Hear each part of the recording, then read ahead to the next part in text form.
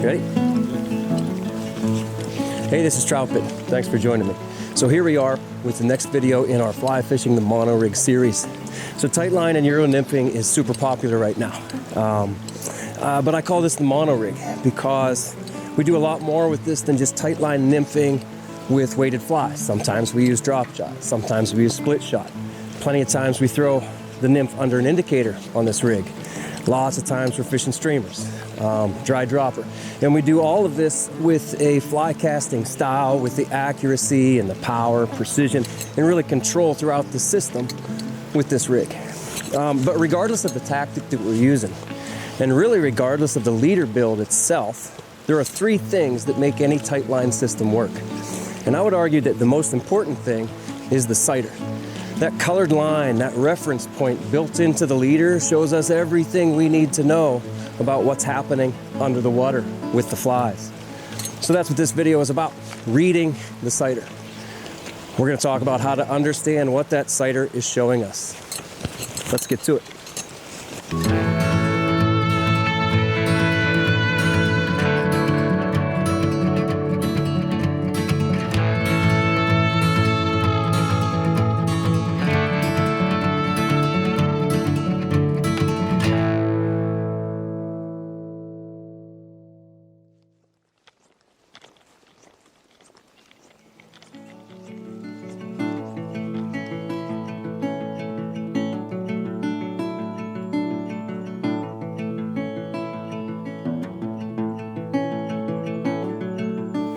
All right, let's talk about this. You can build a sighter out of a lot of different materials.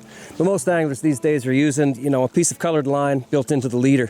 The leader build, then the sighter, and then your tippet. So the sighter before the tippet. This is Rio 1X bicolor. And you can see that what I have on here also is some orange dots. Those orange dots are what I call backing barrels. This 20-pound Dacron. I've written an article on Troutbitten, and I'll leave a link up here for a backing barrel. What I do it for is the visibility. I'll put a few on this sighter, especially when we're filming, so you can really see it better. But I always have at least one backing barrel on my sighter. It really adds a third dimension to that visibility.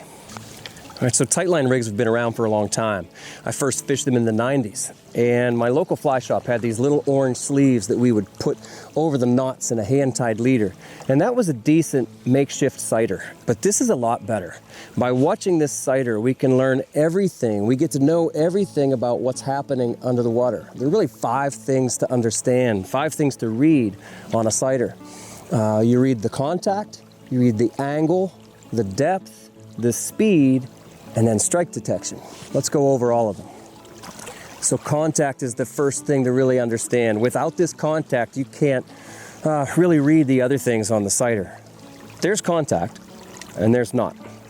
When we first, let's say, tuck it in, then we want to grab our contact. Find that contact, and then you can read for depth and angle and all the other things. But you have to find contact. It's a tight line system, so get tight. Now, this does not mean that I'm going to be pure tight all the time. Once I find that contact, I can slip in and out of contact. We call that slipping contact throughout the drift. There's just so much that you can do with all of this, but you have to find that contact or know where it is. If I find the contact and then I go ahead and back off that contact a little bit through the drift, that's okay, because I know where my contact is. Look real close here. I show this to my guided guests all the time. There's contact, and there's not. And all I'm doing is just ever so slightly backing off the pressure in my hands. I'm not even moving my fingers apart more than a 1/4 inch. And I feel like my hands are pretty steady, and yet that sighter just kind of jiggles. It's a little nervous, right? If I tighten it up, everything settles down. That's how I know I have extra contact. I kind of still have contact here as the sighter's a little nervous. We talk about that a lot, a little nervous sighter. Boy, that backing barrel really jumps. Again, my hands are pretty steady. And that's just the air moving a little bit, and yeah, my body's moving that sighter a little bit. And then I can get back into contact. A good steady sighter sometimes might mean you're in contact a little too much. You can back out of it, slip in contact in and out throughout the drift. So you have to find that contact to know where it is before you can be slipping out. You have to find the contact really to be able to trust the other things that we're going to talk about here, the other 4 things. You need the contact first. That is absolutely the most important thing. Hey, before we get to those next 4 things, let me tell you, this video is sponsored by Squala, a new and innovative brand in fly fishing. Squala is making some of the best apparel on the market today. Squala designs are all about form and function, durability and flexibility. And let me show you how that really stands out in this 3-2 Fusion Puffy. So this jacket works great as an outer layer or as a layering option on those coldest days. So there's 90 grams of insulation at the core and 60 grams of insulation on the sleeves where you don't need it as much. The jacket's almost too warm. And by that, I mean that it took me a while to understand that when I'm wearing the Fusion, I really need one less layer underneath. And yet, it's very light, super packable. It only weighs 1 pound. The Fusion is warm. It also breathes remarkably well, perfect for changing weather conditions. The fit of the Fusion is excellent for me. It's trim in the right places, but it has articulated arms because fishermen move a lot, right? The unique, stretchable outer shell allows for a comfortable range of motion with noticeable stretch, and it just feels good to wear, like everything else I've worn from Squala. A couple more things. The hood is shallow, meaning there's not a bunch of extra room, so it layers well, and it doesn't let in wind with extra gaps. Lastly, the stretchy cuffs are hydrophobic, so they don't hold water. That too makes sense in a fishing jacket that's made for anglers who fish hard. So for a limited time, Squala wants to help the Troutbitten audience try them out. So go to squalafishing.com and use the code Troutbitten10, that's the number 10, for 10% off your order. It doesn't just have to be the Fusion, it could be the waders, anything else that Squala makes, 10% off. Thanks very much to Squala for their support. All right, so now let's talk about the angle. You can drift at a 45-degree angle. I often say the 45 degree is kind of our baseline, right here, 45 degrees. You can be more vertical, or you can ride more shallow. That's up to you. It's really up to your rod tip. Bring your rod tip up and you're gonna be riding more vertical. Bring your rod tip down, you're gonna be riding more shallow. Now here's the important point. Again, you're in charge of all that, and you're going to decide. In shallower water, I often ride shallower. In deeper water, I'm often gonna ride more vertical on the sighter. But I know where my flies are when I have that contact and I see that angle. I know that my flies, let's say I have 4 feet of tippet off the end of this sighter. This sighter is gonna point 4 feet to my flies. I don't have to guess where my flies are. I see my angle, I know I have contact like that, so it is literally pointing 4 feet beyond my hand. And if I have a vertical angle, then it's 4 feet down there. If I have a more shallow angle, then it's 4 feet and it's over there. That doesn't change. If I have contact and I see my angle, that angle then is pointing to my flies and I don't have to guess. So the next thing is depth. Obviously we're in control of this too. Our rod tip is in control of all of that. Let's say I'm riding at a 45-degree angle. Well, I can lift my rod tip and everything comes up. I can lower my rod tip and get everything closer to the water. I can do it at whatever angle. I can drop the fly down closer to the fly closer to the bottom, or I could get the fly up through the water column. That's up to me. It's up to my rod tip. Now, a lot of people ask me if throughout the day am I changing tippet length. We just said that we're going to be 4 feet from the end of the sighter. Am I going to change that to 6 feet for deeper water? Am I going to dial that back to 2 or 3 feet for shallower water? And no, because I'm in control of all that. I'm in control of that depth by lifting or lowering my rod tip, and with those angles. Again, I can lift up or I can allow it to fall. I can have my sighter real close to the water here and be very deep, or I can just lift my sighter up and have the flies riding higher in the water column. All right, so we'd all like to know how deep our fly is, and we all like to know how fast the fly is moving under the water. And again, when you have contact, you can trust that sighter to tell you what's going on. Now, this is an important point. Your job is just to recover the slack that's given to you. Let's say we're nymphing. You can do different things when you're fishing streamers, but if you're casting upstream, your job is just to recover the slack that's given to you, to just barely stay in touch.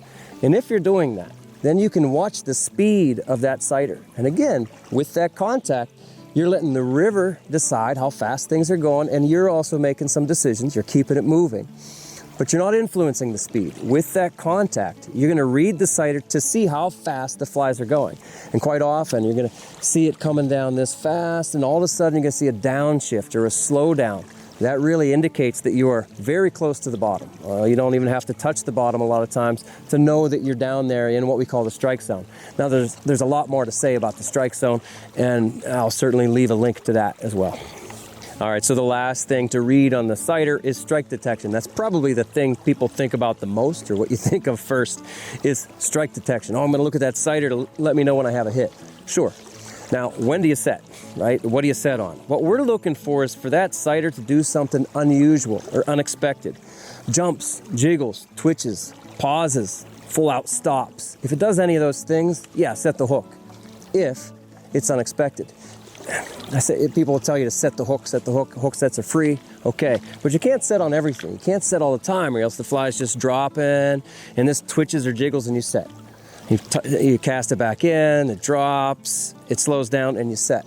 So the longer you fish, the more you build up this series of expectations, and you kind of are expecting that sighter to slow down a little bit, indicating that you got into the strike zone.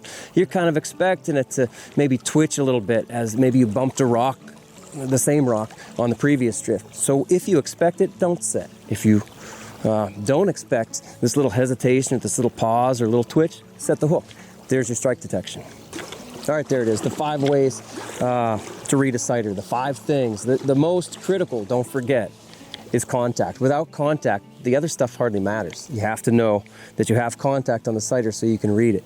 Again, you'll slip in and out of contact. You're not always going to have pure contact. Tight line nymphing doesn't mean we are always tight. So I feel like I breezed through a lot of information there, and I did.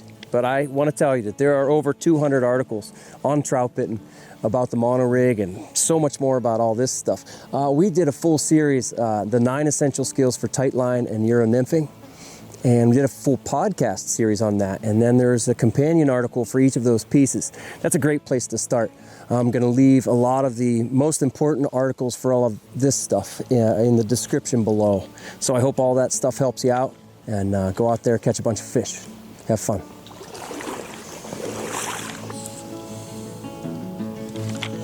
There's a guy on YouTube who shows how to do this.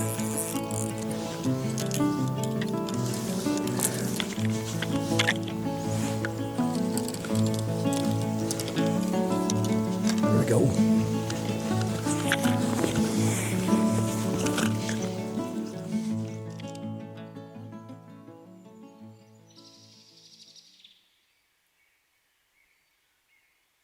Yeah. It's all part of the plan.